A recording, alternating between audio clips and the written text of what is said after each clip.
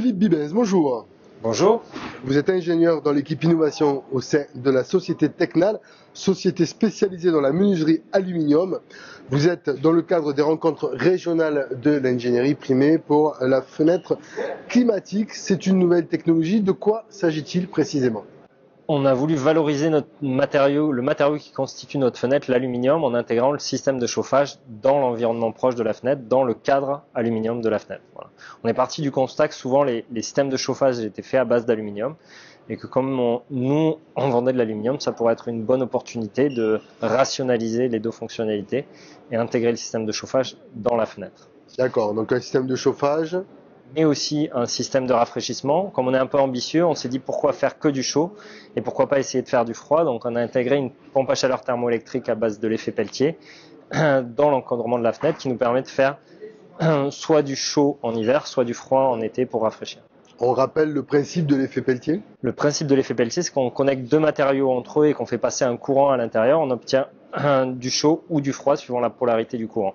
C'est un effet thermoélectrique. D'accord. Est-ce qu'il n'y a pas des contraintes de dilatation liées à cette fenêtre ?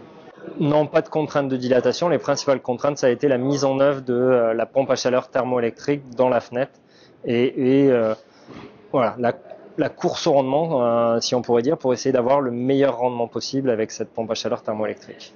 D'accord. Alors aujourd'hui, cette fenêtre climatique, elle vous permet de remplacer un chauffage, elle va se substituer ou elle va aider un chauffage ? Dans une maison bien isolée, donc qui respecte les standards de la RT 2012, donc les standards du neuf aujourd'hui, on va pouvoir remplacer complètement le système de chauffage.